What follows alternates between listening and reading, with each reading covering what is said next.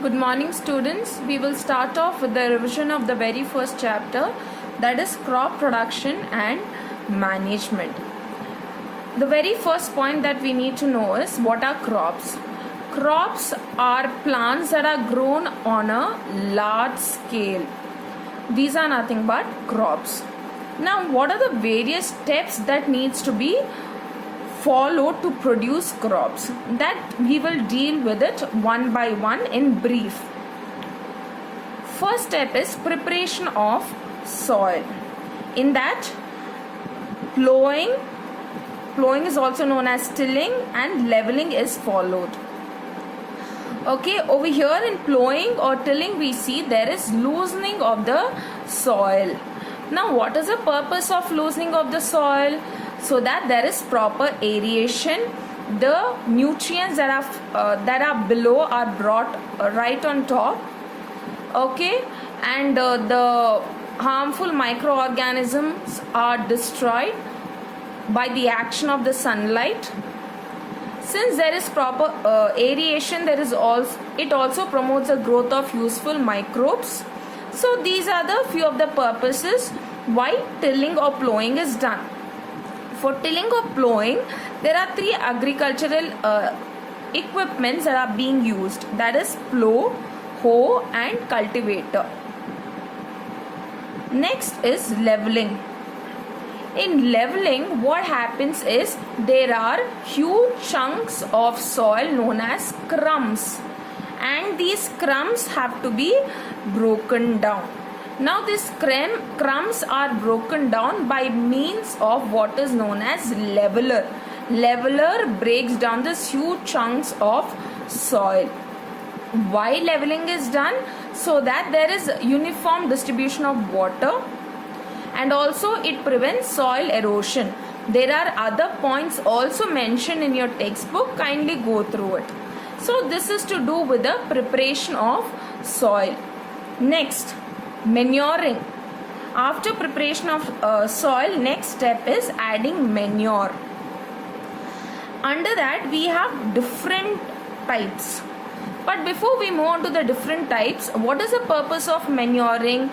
To make the soil spongy, as well as to since it becomes spongy, it can hold more air and water. Under manuring we have compost manure. Here in a large pit, vegetable waste, domestic waste, kitchen waste is all put in, and slowly by the action of microorganism it is getting converted to manure, which is very rich in minerals. Next, vermicompost. This is also similar to composting. Instead of microorganisms, here earthworm is being used. Vermicomposting is a much faster process when compared to composting. Next, farmyard manure. When you read this particular word, you can automatically understand that whatever waste is obtained from the farm is put in a huge pit, and slowly it undergoes composting.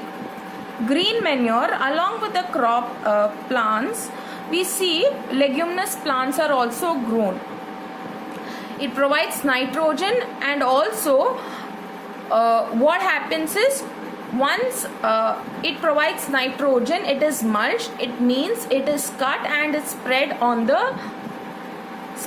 the soil. It also provides manure.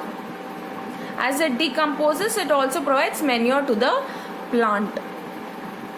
Next, moving on to fertilizers. Fertilizers also provide certain specific nutrients such as NPK. It provides nitrogen, phosphorus and potassium. Hopefully it is clear. Manuring is clear to you. Next, moving on to sowing. First one is broadcasting. Here the seeds are thrown. Here the seeds are just thrown randomly. That is broadcasting, and this is not a much preferred method. Sometimes the seeds do not penetrate deep, and they're just lying on the surface and the birds might eat it up. So this is usually not preferred. Traditional tool here, they usually use a funnel which has got a long pipe and it has got a sharp edge. Through this the seeds are put, and then finally it is sown deep into the soil, and this digs the soil and the seeds are put inside the soil. This is to do with the traditional tool. Seed drill, they use large tractor, and behind which there are long tube-like structures like this. They are long tube-like structure which helps in sowing the soil, sowing the seeds deep inside the soil. This is to do with the sowing. Transplantation is done for certain plants like tomatoes, chilies, where it is grown in nurseries, and then finally it is transplanted to the field. One of the advantage of transplantation is you can choose healthy plants in the nursery and then transplant it to the field. Next, irrigation. You have traditional methods of irrigation such as you can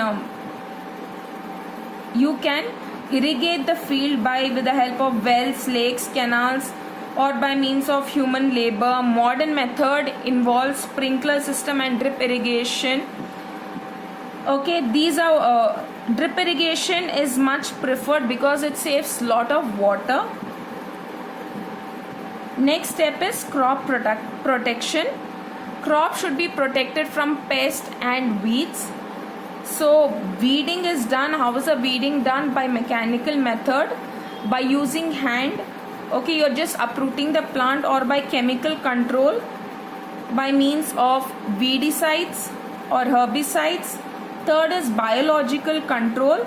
You're using cochineal insects to control the growth of cactus. You also have pest control. Okay, under crop protection, pest control can be done by use of chemicals such as pesticide or by means of biological control. Okay, and to understand biological control, refer to my videos which I'll be posting along with this video. And once the crop has been protected from the weeds and the pests, the next step is harvesting. Under harvesting, we have threshing and winnowing. Threshing is nothing but you are separating the crops or the grains from the plant. And winnowing is nothing but removing the chaff. Chaff is nothing but a covering on the grain that has to be removed from the grain. So that is nothing but winnowing. Next is storage. Once harvesting is done, next is storage.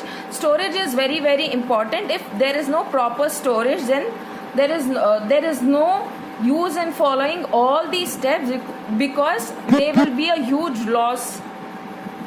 So that's why storage is very, very important. Usually grains are stored in huge granaries. They are stored in huge granaries, and these granaries are usually fumigated to prevent the action of microbes or pests.